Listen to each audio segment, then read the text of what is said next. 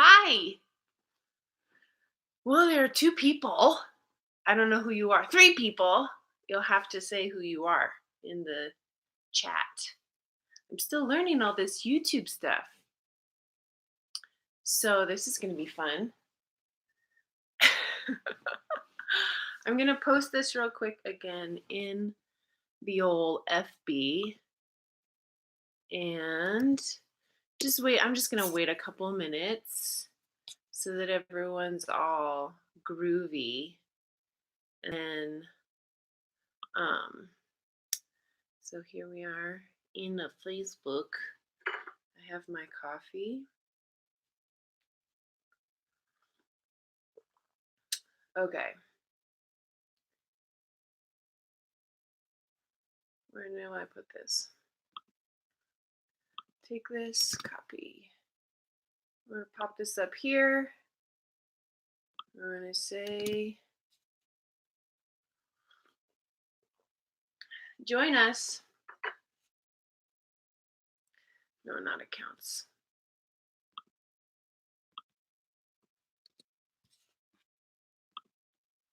So I'd love to hear who is here if you want to share that. A lot of things I so as soon as I posted this, I was like, oh geez, I'm not really sure what that's gonna be like. But then I got a lot of information coming through. So I wrote down a bunch of notes, and we'll see how much of it sort of comes through in the discussion. But it sounds like a lot of what we're going to be discussing is having to do with like the process of clearing and opening the heart, keeping the heart in a space where it's really tuned and primed in order to clear old energies, to keep things moving, to keep the stagnation at bay. So there we go. That's what I'm going to take real quick. Pop this over here.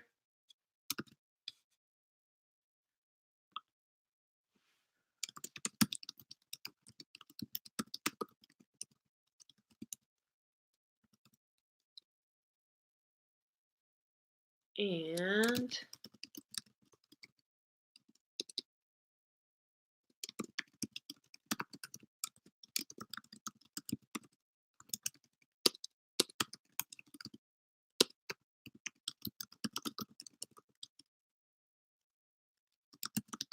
and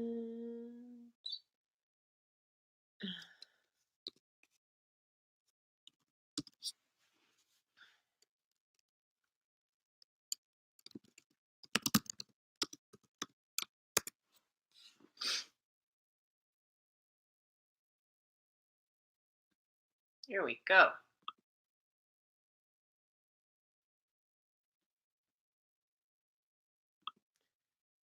Let's see. Got any this stuff. Mm-mm. Okay. Et voila. Okay, so here we are. Cool. So, like I said, a bunch of little notes sort of came through. But first, what I'm going to do is I'd really like to just do the little tune in, get the groove going.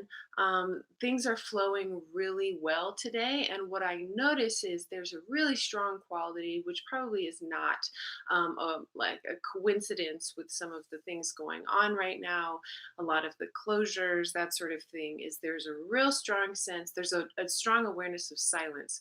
So it's like the silence and stillness has sort of lifted a little bit more into daily life. And so I encourage you to really be grounded in the stillness of that. That doesn't mean stop moving. That doesn't mean don't do things and don't engage in your responsibilities. Um, but it does mean to sort of allow yourself to feel things and notice that you can feel things um, in real time. basically. So you can feel stillness in real time. You can feel stillness in heightened activity. Okay. So I'm really happy you're here. I'm very excited that there are two mysterious people who have not introduced themselves. So if I know you or if I don't know you, say hi. I would love it just so that I have a name with a with a number.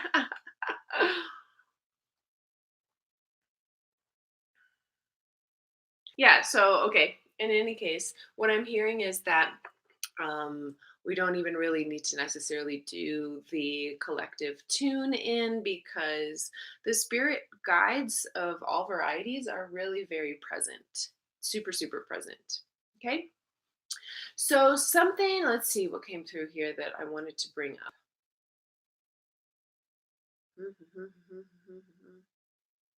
Ah, okay, so this is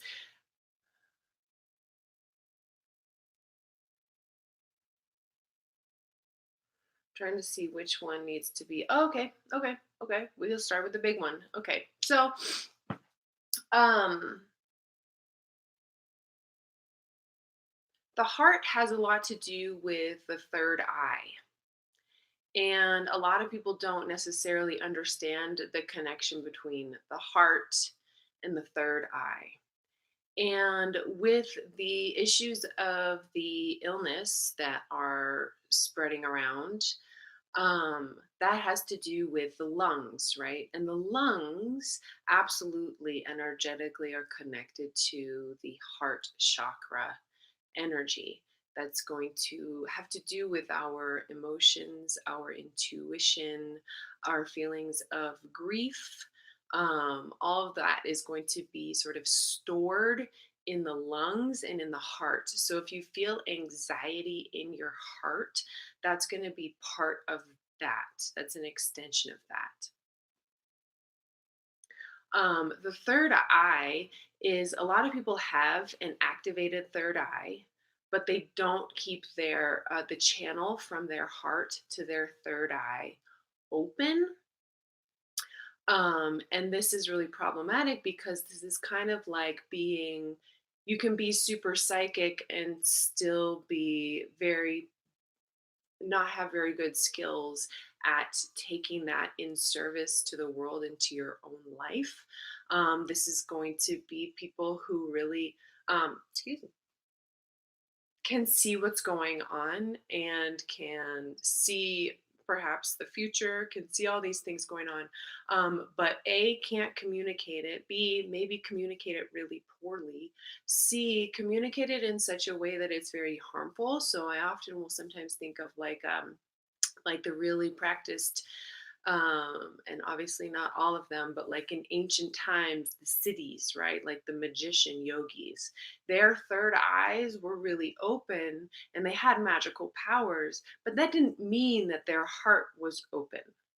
Okay. And what I'm hearing with that is that's a really difficult and hard to sustain sort of path to go down and to continue, because what happens is that you sort of like drive your magnetic boat into the cliff of self-sabotage, self-destruction, or other destruction. um, so I want to talk about ways to clear the heart in very practical ways, and also to connect it to the third eye. It's just so important to connect it to the third eye. I would say that more people than we realize have a very open third eye. The difficulty is not knowing how to keep the channel from the third eye to the heart open and the heart to the digestive system open. Okay, that's really important stuff. So maybe what we're going to do is we'll start with a little more straightforward one, which is the heart to the digestive system. So we're talking about the pain and the anxiety that can happen in the heart chakra. Hello, my gosh, we have a record number of people here. I don't know who you are, but I'm happy you're here. And if you want to say your name, please do. Um, yes, it's a beautiful day. So, connecting the heart first of all, connecting the heart to the digestive system. Now, I like to use it in sort of metaphorical terms because it helps me move some things through my body. So, quickly, what we can do, moving, you'll see, like, okay, so if you just feel the anxiety, you feel the sort of collective anxiety, and what we're saying is that we are accepting perhaps our own and perhaps collective anxieties. So right now there's a lot going on, and so what we're doing is we're doing sort of like an overarching collective processing. Everything that comes up is here to be processed, and it's very important to understand how to wield your emotions with discipline. So we often think about emotions as being undisciplined, but it's the focus of the magician who knows how to use emotions, especially negative ones, making use of everything, making use of everything that comes into the field, that comes into your body, and especially emotions. So the concept of discipline around emotions and understanding how to conduct your focus, how to conduct your awareness, that's a really, really huge step to be taking in the path of the magician. Okay. So if we accept and we understand that there's like anxiety floating around, fear floating around, um, challenges floating around, and we feel it almost being like caught in our hearts. Okay, just feel it kind of being caught in the heart.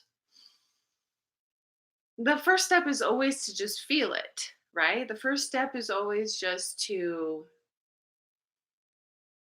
notice it, and whether or not it's yours,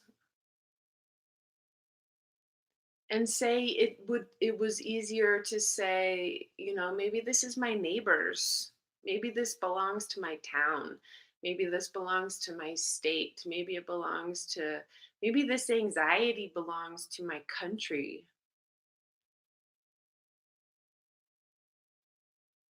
And even that, you still feel the flutter, but it's not as oppressive, it's not as painful.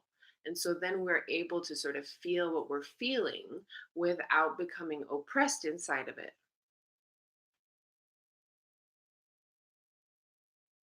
And so then a way to allow that processing, especially if it gets heavy, if it gets really strong, a way to allow that processing is to see the heart as like a fruit or whatever, and what you allow to happen from that sort of collection point, um, of the anxiety in the heart, that collection point you allow to just kind of like drip into the really strong fire, digestive fire of your belly.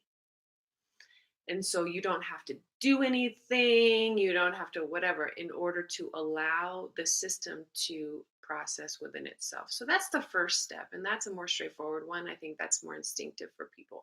Allowing, okay, whew, so I'm just going to let it fall into my belly. And that's a really good way of moving your center of gravity into a deeper place. Now, if you have done many meditations on sort of the processes within the body systems, many, many body systems, what you discover is behind your digestion, behind your belly button, there's a really far infinite space. And so it's not like the systemic trash can, okay? But your digestive system has a capacity to take on more things than the rest of your body does. So the rest of your body doesn't go so far into infinite space. The infinite space is sort of in your gut. Okay? So that's where I will often see like galaxies right behind your belly. And that's where you can allow some of the fearfulness, whether it's yours or the people around you, you can allow that to sort of drip into that infinite space because it can be churned and taken. Okay. So that's a first step for this. Now, as I said earlier, one of the really important pieces here too is maintaining the connection between the heart and the third eye. This is something that people don't do. Woo! And as I said that, I felt it like go up my neck. Okay. Oh, that's delicious. Okay. And so this is also a piece that has to do with connecting pleasure to what we're experiencing right now, the difficulty that we're experiencing right now. We have to very much tune into the nature of pleasure in order to be clear about following the path of purpose. So without pleasure, the path of purpose is very difficult to distinguish because it's everything is heightened. And so whenever it's like PTSD, right? So when everything is heightened, it's really hard to distinguish the actual things we need to be dealing with. But when we tune into pleasure, then we create a strong resolution between things so that we know, okay, so this is a way that I can connect. This is an especially uh this is my magnetic path, right? This is my magnetic path, the path of pleasure. And it doesn't, this again has to do with discipline. We talk about emotions, we talk about pleasure outside of the terms of discipline, but everything has to do with discipline, meaning everything has to do with making use of the things that come to us. That's what discipline is, making use of the moment. Can't you see the like the magician sort of wielding everything that comes into their field? That's exactly what it is. So the emotions come and I wield them, and pleasure comes and I wield it. Everything is here to be made use of. Okay. And pleasure is no different than that. It's not, pleasure is the runaway train of your self destruction. That's not what pleasure is at all. Pleasure is the thing that allows us to magnetize ourselves to our path of purpose. Okay. And so that's a lot of what I was asking last night before. So when I went to sleep, that was my question of what I wanted to be shown. I said, how can I be shown the pleasure of my path of purpose? And what I could feel immediately was this really strong magnet, like my feet were made of magnets to my proper path of purpose. Okay. And that's what pleasure does is it like sort of focuses on to what could be our path of purpose if we're not afraid of it, if we're not afraid of it.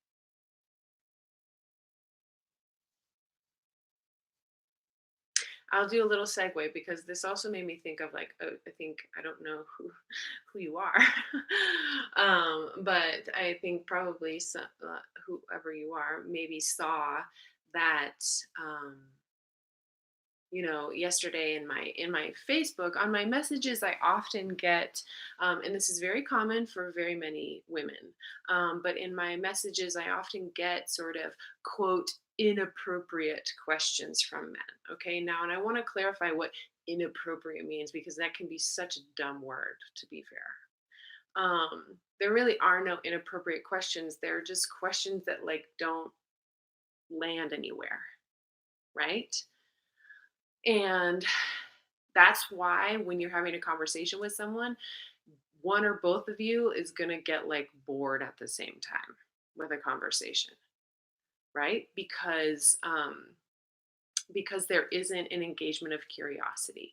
And a lot of people bring up the really beautiful concept of having curiosity about things, about other people, about how am I affecting this person? What am I bringing to this conversation? What am I offering? How, and that's a big one. How am I affecting this person? What do they feel like cuz I showed up? You know? What do they feel like cuz I'm here? That's a big deal. That's a really big deal. And a lot of times we talk about curiosity as like, how can I ask a really good question? And that's part of it. But the other side of curiosity is the other end of the bridge, which is who are you? And what is your life? What is your truth? How can you ask a truer question from who you are? Right? Right. So curiosity is not just a projection, right? Curiosity is that bridge between people. Okay. And so so I'll circle that back around to the feeling of pleasure, the feeling of pleasure, and that pleasure is not one-sided. Pleasure is not one pointed. Pleasure is that sort of bridge of multiple variables coming together in an elegant and beautiful and delicious way. Okay.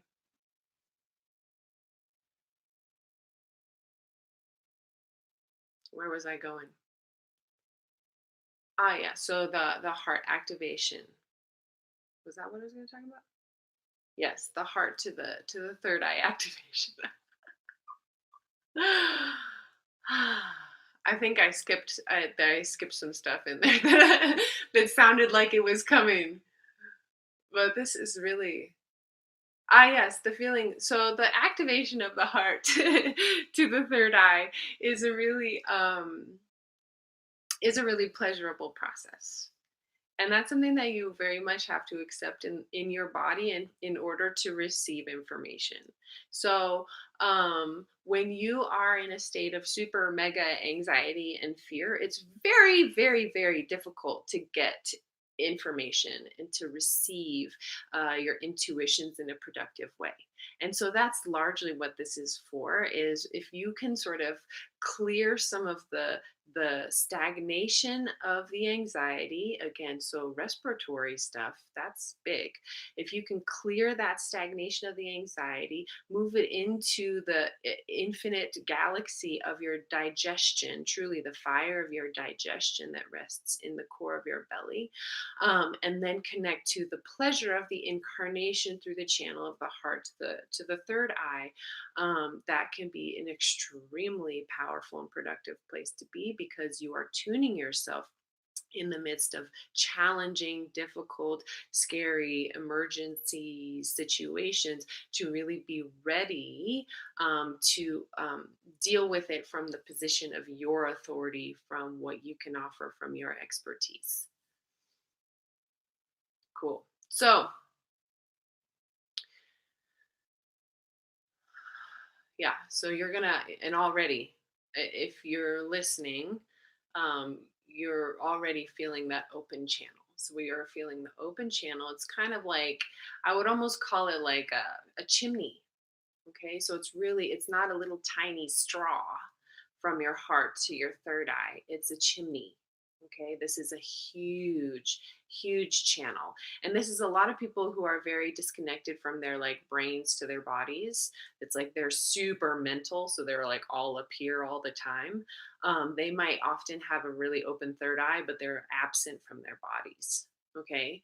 And the same can be the opposite way. People can be really open in their heart and body and have like no connection, meaning it's weird. Being from the mind, you can't really engage in your responsibilities. Okay. So, this process allows us to connect our mental bodies with our actual physical embodiment and then to receive our spiritual information. So, it's really important to me to continue to make clear to people is that it's not like these separate bubbles. It's not like my mental life and my family life and my work life and my spiritual meditation practice. We are stitching them all together, and we learn how to integrate the bodies and integrate the way things move around within our bodies. Our physical bodies alone can do a lot with this, but also the multiple layers of the energetic bodies, the aura, all that stuff. Um, you can stitch together all of your all of the pieces of your life, your being, your incarnation, and the opportunity that you have here. Make the most of it in real time, um, and become truly, truly, truly powerful, beneficial, helpful, beloved, um, far seeing, visionary. Like all of these things start coming together when you allow all of those pieces to be stitched together in service to each other. Okay. So what I learned about opening that sort of it's a portal, right? Everything's a portal. um, but when you open that portal into the third eye, something that I learned was the stimulation of the roof of the mouth. Now, this is an ancient yogic practice. I think it's probably a lot of different practices have discovered this. A lot of different mystical practices have discovered this. But the stimulation of the roof of the mouth And some people will say, there's one person I follow who goes like far into meditation, and he says his tongue gets like stuck to the roof of his mouth. Okay. And that to me, when he said that, illustrated that he really was opening that portal and keeping that connection with the third eye to the heart really open so that he's able to bring back information and communicate to his followers and the people he's educating. Okay. So what I learned is there's a ridge in the roof of your mouth, right? What I learned is to stimulate the part of the roof of the mouth just a little bit in front of that. But what works better for me is to, and this is just rubbing your tongue on it, is to rub my tongue on the behind that ridge. So there's like a little lump in there. And what that does with the tongue muscle on a more functional basis, what that does with the tongue muscle is it again opens the throat. It opens the channel of the throat and it relaxes the muscles of the throat, which is primary in maintaining the open channel from the heart to the third eye. So if you do that, you can feel also your belly opening.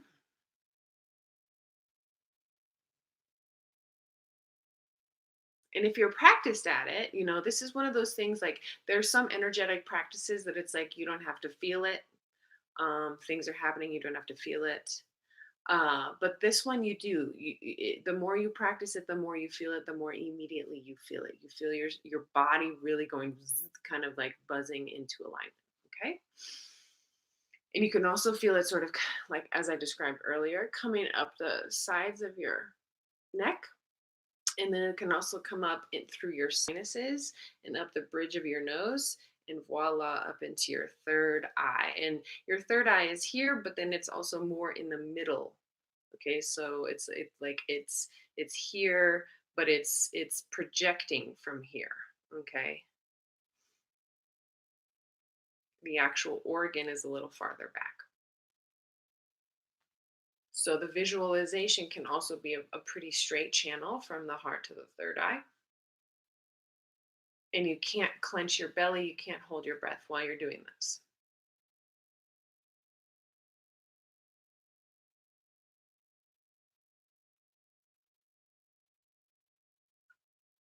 Now, to take this practice a step further, I recommend you just try it.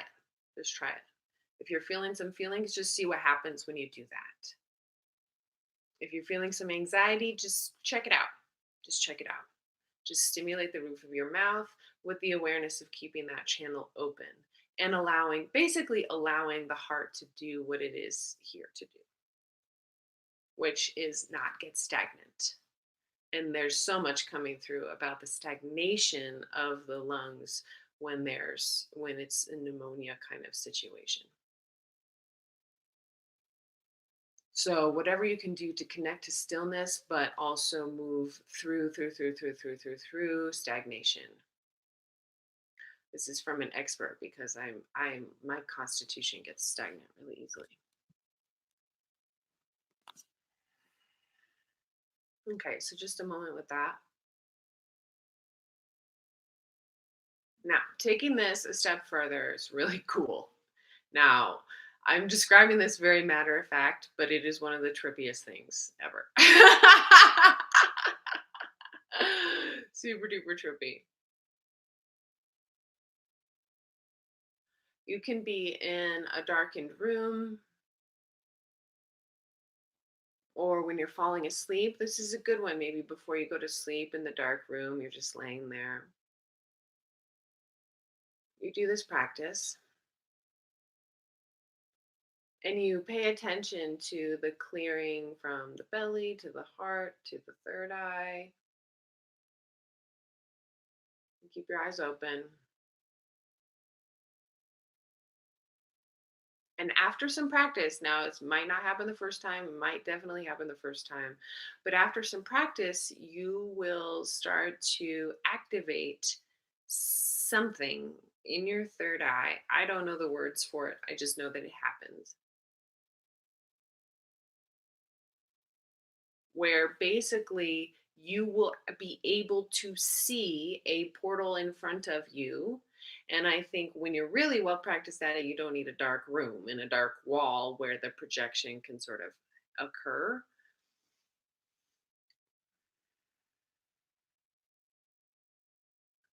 But you will begin to see, sort of, if you keep your gaze steady, you'll see something sort of begin to flower in front of you.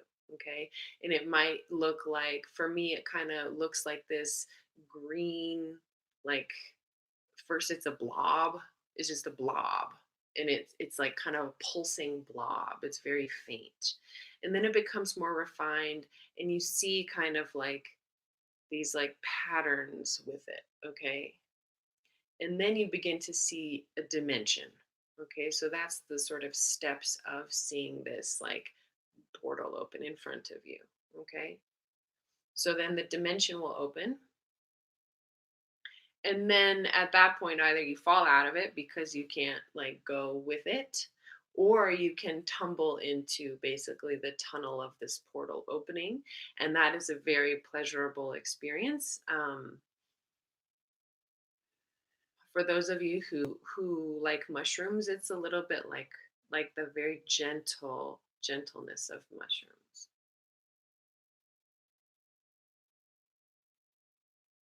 But that's a very sort of deep visionary experience. And then it's kind of like a shamanic entry point. Okay. So when we talk about, shamanic journey, there are a lot of different tools that can put you into that space, but all of them are connected to pleasure. That's my that's my point of view. They are all connected to pleasure. They're connected to, and perhaps that's just the word I use for the deep peace and contentment of feeling the bodies coming into alignment. That's what that is. For me, that's what pleasure means. And I think that is what the real guide is the pleasure of the body systems coming into alignment together. And so the tools that shamanic practitioners use, drums, chemicals, dancing, chanting, repetitive movements, that sort of thing, those are all in service to creating cohesion in the body systems. And then you can feel that, feels good, feels really good. And then you can sort of proceed in your guidance. You can proceed with receiving the messages of whatever question, again, back to really good questions. You can receive the guidance of the excellent questions that you are continuously posing. That's all this is. Whenever we want to engage with the ancestors, whenever we want to engage with the angels, whenever we want to engage with the galactics, the galactics have made themselves very present this past few weeks. That feels really scary for me to say. But they've made themselves very present. And so, whenever we want to engage with them or with our kids or with our lover or whoever, it's always about cultivating relationship. That's always been clear, right? I want a relationship with you. I want to get to know you. I want to know what you're about. I want to feel what's important to you. That's what it all is. It doesn't matter if it's super spiritual, crazy stuff, or if it's practical day to day stuff. This is what we're talking about: stitching everything, stitching together. Everything is relevant, everything serves everything else. I don't sit in my little house and talk to the ancestors because I don't want to be with anyone else. I want to be who I am truly and inform all of it from all directions. I want everything, right? So, when we're talking to the ancestors, when we thing, right? So when we're talking to the ancestors, when we're talking to our children, it's the same. It's the I want a relationship, I want to cultivate a relationship. What does it look like for me to cultivate the best relationship? And it is always hinged on really good questions. Really good questions are always hinged on honest curiosity, and honest curiosity is hinged on what is true for me? What is a true vitality for me? How can I ask a question from a place of vitality in myself such that I stimulate someone else? How well does my vitality stimulate the other? Okay. And so that's what we do with our life as well. That's what we do. It's cultivating a relationship with our purpose, cultivating a relationship with our power, cultivating a relationship with our knowledge, cultivating a relationship with our visionary experience. So if I want to fall into this tunnel of the portal, whatever portal it is, if I want to fall into the portal of this third eye activation, this third eye connection, I have to have a really good and honest question that comes from a place of vitality, vibrance, and desire to experience, desire to live. The seeker is hungry, yes? Hungry but not desperate.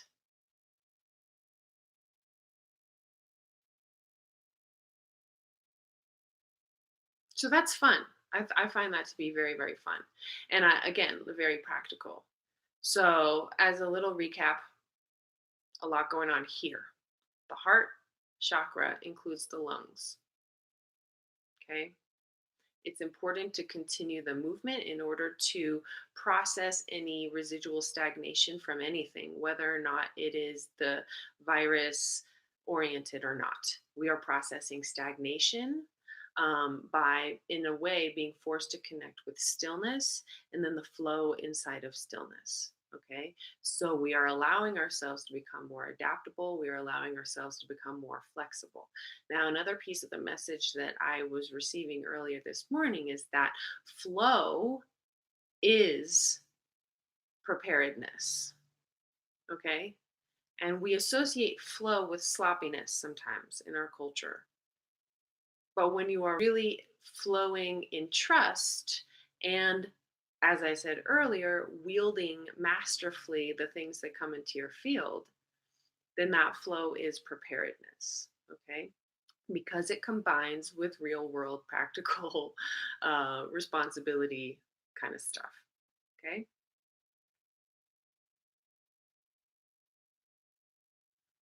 So we're flowing the stagnation in the ways that we know how.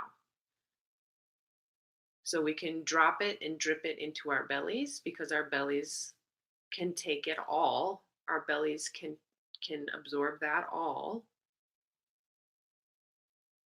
And then we're keeping openness. And what I'm hearing too in the process of sort of stimulating the roof of the mouth, wherever you feel that, we're feeling it down the muscles down the neck and in the shoulders. So if you're feeling tension in the shoulders, this is going to be very helpful.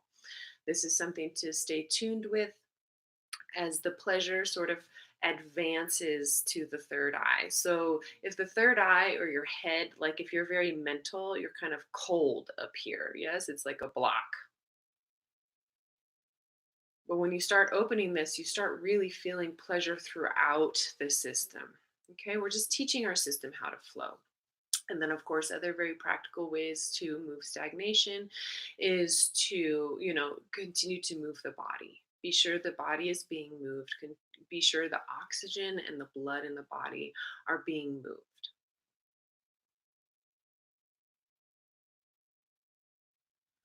And then the sooner you can respond to your guidance, the sooner you can sort of obey the guidance that you're receiving with trust and openness, the the more it flows, the faster it goes. It accelerates, accelerates, accelerates. So if I hear like, okay, you need to go on a walk now, and I don't argue with it, I just put on my shoes and I leave the house, that allows me and that teaches my universe that I am receptive. That teaches my universe that I am listening.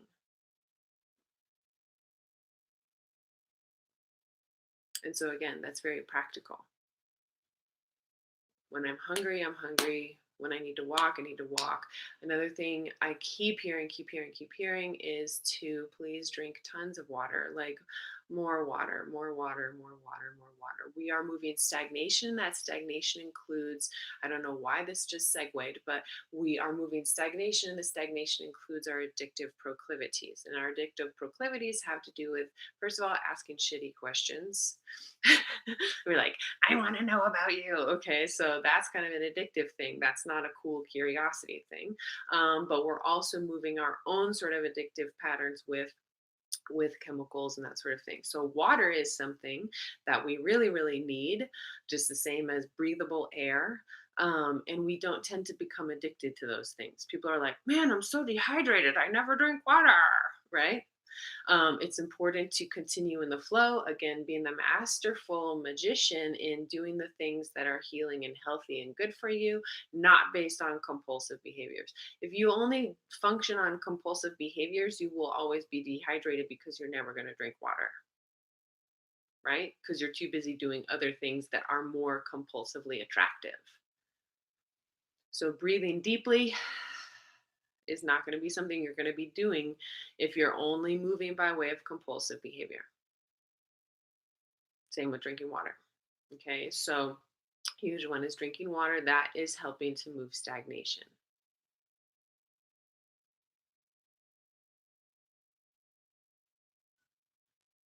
Yeah, the addiction sort of feedback loop that like pops us out of our body and out of time. There's something wrong with it. It just takes us out. Like all of our sort of body systems are all over the place doing their own thing, managing the situation. Okay. And then you can't really feel real pleasure. And the only pleasure you can get is from exiting the scene because you are chaos. Okay. So when you pull yourself into alignment and you feel the deep bliss and pleasure of that, then you don't have to exit the scene. All your pieces are sort of in place. This has to do with flow, right? And it has to do with discipline. What else was going on?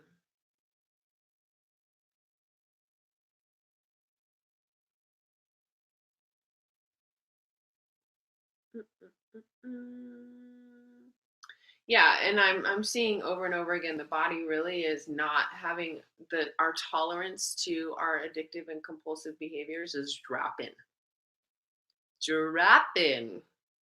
So if you are, you doing anything that's kind of like, well, uh, your body's going to be like, no, I hate it. We can't do that. We can't do that anymore. So we're kind of in a time right now where we can't really get away with our former like tactics. Our former avoidance tactics are not working very well, in case you haven't noticed. Oh, and again, so then when you really get into this pleasure place, it's very easy to get like then sucked into that and sort of compulsive about that sometimes. So when you have more and more beautiful ideas and more beautiful experiences, you can start to be more sort of you can then sort of turn your addictive mind to that. You can sort of move your compulsive mind towards that.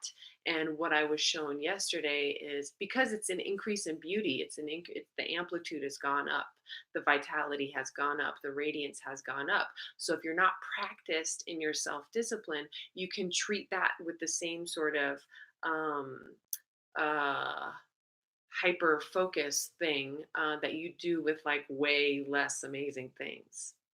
Do you see what I'm saying?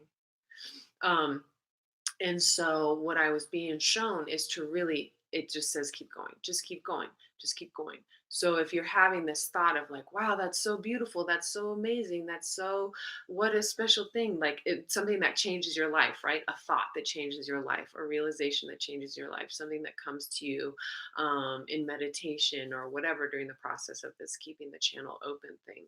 Um, Again, like I said, more it's like more beautiful things are coming to you, but you can't sort of transfer your addictive mind to that. And so s- clearing the stagnation has to do with dealing with things as they become better too, as they become more radiant.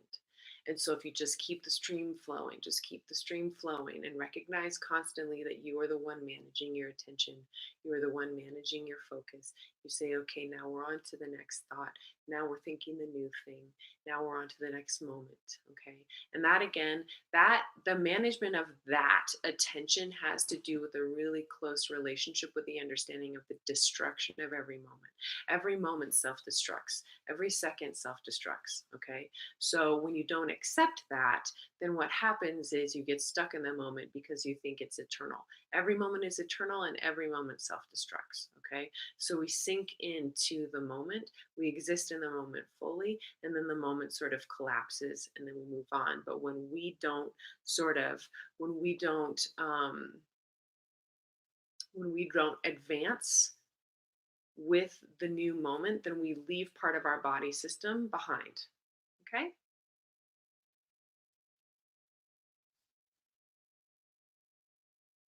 Oh, and then, very simple sort of again connection, the feeling of cohesion, the feeling of harmony in the body systems.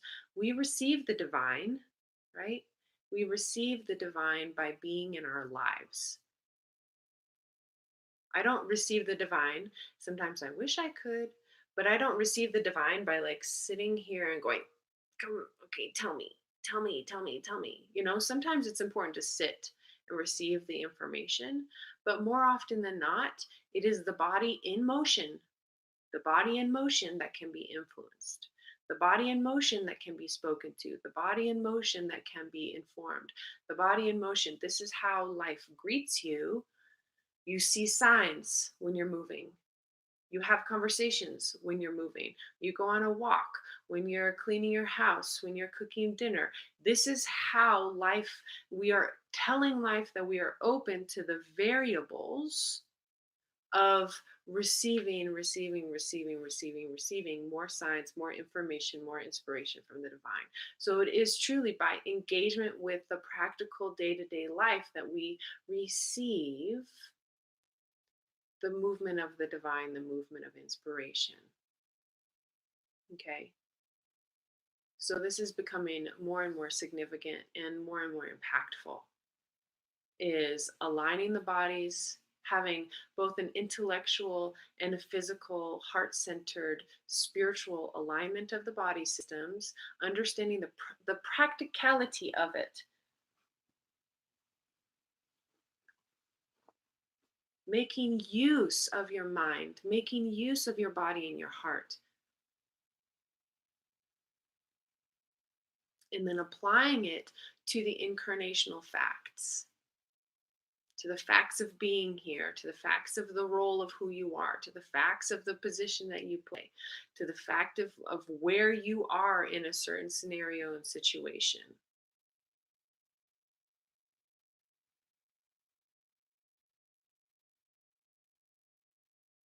The mind and the spirit work together as connective tissue in the overarching system.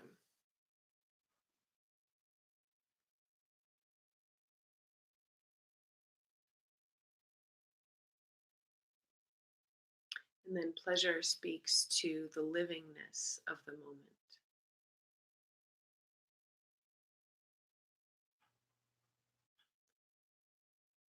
So I think that's good. I think that's good. Um, Thank you for being here, for joining me with the coffee. I didn't drink my coffee. You are asked to know. You are asked to know, to not give up, to not be a victim to some of the things, the habits that you've allowed yourself to be a victim of in yourself, in your mind, in your history. You're asked to have vision for all of your people, your beloved ones, your community. And it's a really exciting and strange time with a lot of opportunities to live in the fullness of what we can experience. An abundance of comfort can be a very distracting and dangerous thing. And so, another thing that the magician does is they wield their comfort with wisdom as well. So, understanding how to be comfortable, how to rest, and how to become uncomfortable, how to be the one who gives the self discomfort.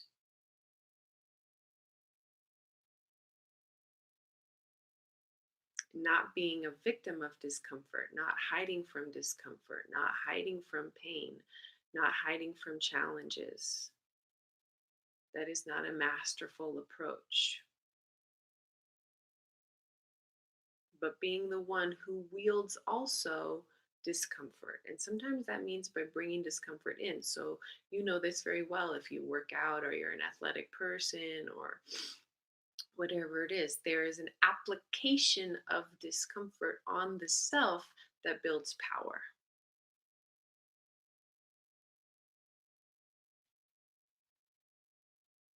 So, in order not to be addicted to comfort, we have to wield our minds and body systems in the same way in that field as well.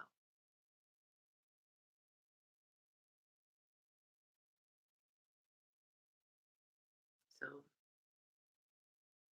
there you have it. Thank you for giving me the chance and thank you for being here. You could be doing anything.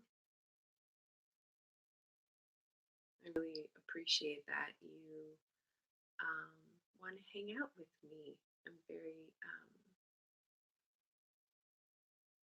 I'm just in awe of the process. I'm in awe of the unfolding. Life is such a strange and infinite place. And I feel so lucky to have the opportunity to become aware of the fact of living, aware of the fact of having incarnated, aware of the fact of being. Everything extends itself as a chance for us to realize that we are. And that is supreme generosity, the supreme generosity of existence. And it doesn't mean always being good, whatever that means. It is always good. But always being comfortable? No. The supreme generosity of existence. Everything there to ask us to be ourselves, our brightest selves, our most truthful selves, our most simple, real selves. And what innocence. I mean, a rock on the road, something that catches your eye, the way a sage bush, waves in the wind. That's the same breeze that's on your face, everything there as an opportunity to recognize from a place of pleasure and truthfulness and vitality the self.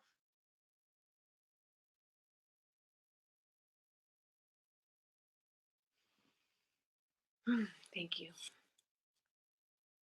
On with the day. Continue the stream. Continue the stream. Bye.